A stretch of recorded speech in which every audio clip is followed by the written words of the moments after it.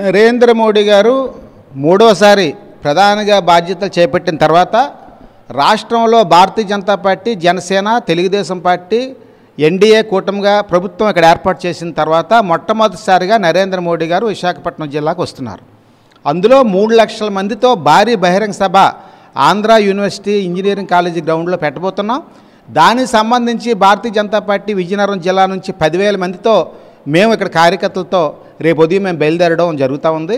ఇప్పటివరకు నరేంద్ర మోడీ గారు అన్ని రాష్ట్రాల కంటే ఆంధ్రప్రదేశ్కి ప్రత్యేకమైనటువంటి నిధులు ఇచ్చిన సందర్భంగా ఈ రాష్ట్ర ముఖ్యమంత్రి చంద్రబాబు నాయుడు గారు, పవన్ కళ్యాణ్ గారు, భారతీయ జనతా పార్టీ అధ్యక్షులు దగ్గుపాటి పురంధరేశ్వర్ గారు ఇప్పటి వరకు నరేంద్ర మోడీ గారు ఆంధ్రప్రదేశ్ పర్యటనలో ఇప్పటి వరకు జరిగినటువంటి కాకుండా కనీవిని ఎరిగిన రీతిలో భారీ స్థాయిలో ఈ యొక్క కార్యక్రమాన్ని సక్సెస్ చేయాలని కృతనిశ్చయంతో 3 పార్టీల శ్రేణులు కూడా ఉన్నాయి.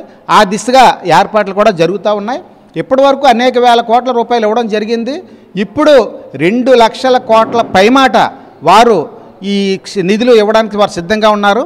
అందులో ఉత్తరాంధ్ర ప్రాంతానికే ఈ 3 జిల్లాలకే ఎక్కువ నిధులు ఇచ్చే విధంగా నరేంద్ర మోడీ గారు వస్తున్నారు. కాబట్టి తప్పకుండా ఆయన చూడడం కోసం కానీ, ఆయన రోడ్ షోలో పాల్గొనడం కోసం కానీ, ఆయన చెప్పిన మాటలు వినడం కోసం కానీ, ఈ దేశ అభివృద్ధి కోసం, ఈ రాష్ట్ర అభివృద్ధి కోసం కృషి చేస్తున్నటువంటి వారిని ఆశీర్వదించాలనే ఉద్దేశంతో అనేక మంది ప్రజలు స్వచ్ఛందంగా రావడానికి ఈరోజు ముందుకు కదులుతూ ఉన్నారు.